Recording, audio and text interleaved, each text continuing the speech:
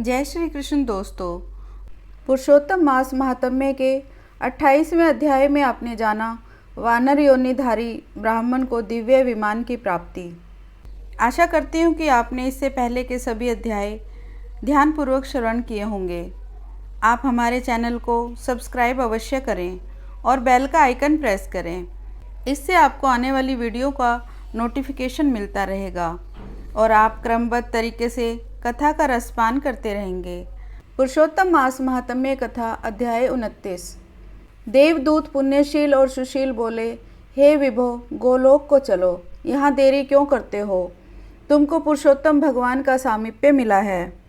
कदर्य बोला, मेरे बहुत कर्म अनेक प्रकार से भोगने योग्य हैं, परंतु हमारा उद्धार कैसे हुआ जिससे गोलोक को प्राप्त हुआ? जितनी वर्षा की धाराएं हैं, जितने तृण हैं, पृथ्वी पर धूलि के कण हैं, आकाश में जितने ताराएं हैं, उतने मेरे पाप हैं। मैंने यह सुंदर तथा मनोहर शरीर कैसे प्राप्त किया? हे हरि, भगवान के प्रिय, इसका अति उग्र कारण मुझसे कहिए। श्री नारायण बोले, कदर्य के इस प्रकार वाणी को श्रवण कर हरि के दूतों ने कहा। हरिदूत बोले, अहो, आश्चर्य है। हे देव, आपने इस पद की प्राप्ति का कारण महान साधन कैसे नहीं जाना? हे प्रभो, सब में उत्तम, विष्णु का प्रिय, महान पुण्य फल को देने वाला पुरुषोत्तम मास नाम से प्रसिद्ध मास को क्यों नहीं जाना? उस पुरुषोत्तम मास में देवताओं से भी न होने वाला तप तुमने किया। हे महाराज, वन में वानर शरीर से अज्ञान में वह तप हुआ है। मुख रोग के कारण अज्ञान से अनाहार व्रत हुआ और तुमने बंदरपने के चंचलतावश वृक्ष से फलों को तोड़कर पृथ्वी पर फेंका। उन फलों से दूसरे मनुष्य तृप्त हुए।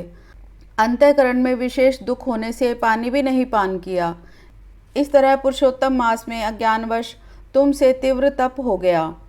हे अनग, फलों के फेंकने से परोपकार भी हो गया। वन में घूमते घूमते शीत, वायु, घाम को सहन किया तथा श्रेष्ठ तीर्थ में सुंदर महातीर्थ में 5 दिन गोता लगाया, जिससे श्री पुरुषोत्तम मास में तुमको स्नान का पुण्य प्राप्त हो गया। इस प्रकार तुम्हारे रोगी के अज्ञान से उत्तम तप हो गया। सो यह सब सफल हुआ और तुमने इस समय अनुभव किया, जब बिना समझे पुरुषोत्तम मास के सेवन हो जाने से तुमको यह फल मिला है, तो मनुष्य इस पुरुषोत्तम मास के उत्तम महात्म्य को जानकर श्रद्धा से विधिपूर्वक कर्म करें तो उसका क्या कहना है? तुमने जो अपना अर्थ साधन किया, वैसा करने को कौन समर्थ है? पुरुषोत्तम भगवान को और कोई वस्तु प्रीति को देने वाली नहीं है। इस भारत खंड में अति दुर्लभ मनुष्य योनि में जन्म लेकर जो पुरुषोत्तम भगवान की सेवा करते हैं, जिस पुरुषोत्तम मास में एक भी उपवास करने से मनुष्य पाप पुंज से छूट जाता है, वहाँ तुमने महीनों उपवास किया। इस उग्र तपस्या का फल कहाँ जाएगा? इस मास के समान वे प्राणी धन्य हैं और कृतकृत्य हैं। वे सदा भाग्यवान, पुण्य कर्म के करने वाले, पवित्र हैं और उनका जन्म सफल है, जिनका सब में उत्तम पुरुषोत्तम मास स्नान, दान, जप से व्यतीत हुआ है। श्री पुरुषोत्तम मास में दान, पितृकार्य, अनेक प्रकार के तप, ये सब अन्य मास की अपेक्षा कोटि गुण अधिक फल देने वाले होते हैं। जो पुरुषोत्तम मास के आने पर स्नान दान से रहित रहता है, उस नास्तिक, पापी, शठ, धर्मध्वज खल को धिक्कार है। श्री नारायण बोले, पुण्यशील और सुशील से वर्णित अपने अदृष्ट को सुनकर चकित होता हुआ कदर्य प्रसन्न हो रोमांचित हो गया। तीर्थ के देवताओं को नमस्कार कर बाद में कालांजार पर्वत को नमस्कार किया और वन के देवताओं को तथा गुल्म, लता, वृक्ष को नमस्कार किया। बाद में विनय से युक्त हो विमान की प्रदक्षिणा कर मेघ के समान श्यामवर्ण सुंदर पीताम्बर को धारण कर वह कदर्य विमान पर सवार हो गया। संपूर्ण देवताओं के देखते हुए गंधर्व आदि से स्तुति कराते, किन्नर आदि से बार बार बाजा बजाए जाने पर इंद्र आदि देवताओं ने प्रसन्न होकर मंद पुष्प वृष्टि को करते हुए उसका आदर पूर्वक पूजन किया। फिर आनंद से युक्त योगियों को दुर्लभ गोप गोपिकाओं, गौओं से सेवित, रासमंडल से शोभित गोलोक को गया। जरा मृत्यु रहित जिस गोलोक में जाकर प्राणी शोक का भागी नहीं होता है, उस गोलोक में यह चित्र शर्मा पुरुषोत्तम मास के सेवन से गया। अनजाने से पुरुषोत्तम मास के सेवन से वानर शरीर छोड़कर 2 भुजाधारी मुरली हाथ में लिए पुरुषोत्तम भगवान को देखकर बहुत प्रसन्न हुआ। श्री नारायण बोले, इस आश्चर्य को देखकर समस्त देवता चकित रह गए और श्री पुरुषोत्तम की प्रशंसा करते अपने अपने स्थान को गए। नारद मुनि बोले, हे तपोधन, आपने दिन के प्रथम भाग का कृत्य कहा। पुरुषोत्तम मास के दिन के पिछले भाग में होने वाले कृत्य को कैसे करना चाहिए? हे बोलने वालों में श्रेष्ठ, गृहस्थ के उपकार के लिए मुझसे कहिए, क्योंकि आपके सामने महात्मा सदा सबके उपकार के लिए विचरण करते रहते हैं। श्री नारायण बोले, प्रातःकाल के कृत्य को विधिपूर्वक समाप्त कर बाद में मध्याह्न में होने वाली संध्या को करके तर्पण को करें। देव, मनुष्य, पशु, पक्षी, सिद्ध, यक्ष, सर्प, दैत्य, प्रेत, पिशाच, नाग, ये सब जो अन्न की इच्छा करते हैं वे सब मेरे से दिए गए अन्न को ग्रहण करें। फिर पंच महायज्ञ को करें, उसके बाद भूत बलि को करें। इस प्रकार कहकर समस्त भूतों को पृथक पृथक बलि दें। फिर विधि पूर्वक आचमन कर प्रसन्न होकर श्रद्धा से अतिथि प्राप्ति के लिए गो दोहने के समय तक द्वार का अवलोकन करें। यदि भाग्य से अतिथि मिल जाए तो बुद्धिमान प्रथम वाणी से सत्कार करके उस अतिथि को देवता के समान पूजन करें और यथाशक्ति अन्न जल से संतुष्ट करें। फिर विधि पूर्वक सब व्यंजन से युक्त सिद्ध अन्न से निकाल कर भिक्षु और ब्रह्मचारी को भिक्षा दें। सन्यासी और ब्रह्मचारी ये दोनों सिद्ध अन्न के मालिक हैं। प्रथम सन्यासी के हाथ पर जल देकर भिक्षान दें तो वह भिक्षान मेरु पर्वत के समान और जल समुद्र के समान कहा गया है। सन्यासी को जो मनुष्य सत्कार करके भिक्षा देता है उसको गोदान के समान पुण्य होता है। इस बात को यमराज भगवान ने कहा है। फिर मौन होकर पूर्व मुख बैठकर शुद्ध और बड़े पात्र में अन्न को रखकर प्रशंसा करते हुए भोजन करें। स्वयं आसन पर बैठकर स्वस्थ चित्त प्रसन्न मन होकर जो मनुष्य अकेला ही अपने कांसे के पात्र में भोजन करता है तो उसकी आयु, प्रज्ञा, यश और बल ये चारों बढ़ते हैं। दिन में हाथ में जल लेकर निश्चय करें और घी से बने व्यंजन का भोजन करें। भोजन में से कुछ अन्न लेकर इस प्रकार कहें, भूपते नमः। प्रथम कहकर भुवन पते नमः कहें, भूतानाम पते नमः कहकर धर्मराज को बलि दें। फिर चित्रगुप्त को देकर भूतों को देने के लिए यह कहें, जिस किसी जगह स्थित भूख प्यास से व्याकुल भूतों की तृप्ति के लिए यथा सुख यह अक्षय अन्न हो। प्राणाय, अपानाय, व्यानाय, उदानाय तथा समानाय कहें। प्रणव प्रथम उच्चारण कर अंत में स्वाहा पद जोड़कर घी के साथ 5 ग्रास जिह्वा से प्रथम निगलें, दांतों से न दबाएं। फिर तन्मय होकर प्रथम मधुर भोजन करें। नमक के पदार्थ और खट्टा पदार्थ मध्य में, कड़वा तीखा भोजन के अंत में खाएं। पुरुष पहले द्रव पदार्थ भोजन करे, मध्य में कठिन पदार्थ भोजन करे, अंत में पुनः पतला पदार्थ भोजन करे तो बल और आरोग्य से रहित नहीं होता।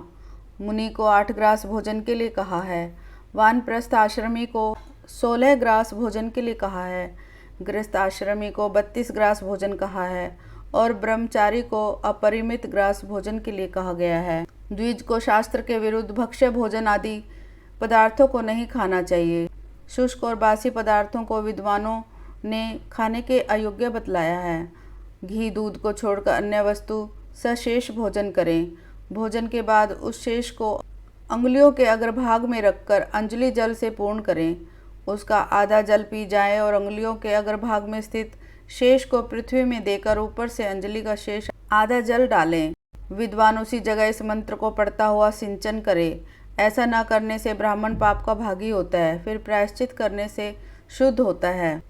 रौरव नरक में पीप के गड्ढे में पद्म अर्बुद वर्ष तक वास करने वाले तथा इच्छा करने वाले के लिए मेरा दिया हुआ यह जल अक्षय होता हुआ प्राप्त हो।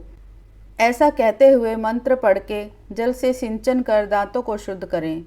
आचमन कर गीले हाथ से पात्र को कुछ हटाकर उस भोजन स्थान से उठकर बाहर बैठकर स्वस्थ होकर जल से मुख को हाथ को शुद्ध कर 16 कुल्ला कर शुद्ध हो सुख से बैठकर हाथ से उदर को स्पर्श करे। अगस्त्य, कुंभकर्ण, शनि, बड़वानल और पंचम भीम को आहार के परिपाक के लिए स्मरण करे, जिसने आतापी को मारा और वातापी को भी मार डाला, समुद्र का शोषण किया, वह अगस्त्य मेरे ऊपर प्रसन्न हो।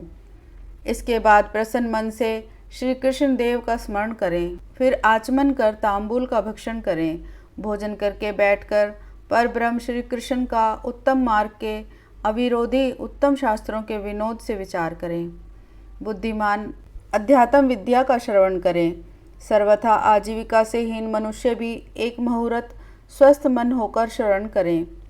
जो श्रवण कर धर्म को जानता है, श्रवण कर पाप का त्याग करता है, श्रवण के बाद मोह की निवृत्ति होती है, श्रवण कर ज्ञान रूपी अमृत को प्राप्त करता है, नीच भी श्रवण करने से श्रेष्ठ हो जाता है और श्रेष्ठ भी श्रवण से रहित होने से नीच हो जाता है।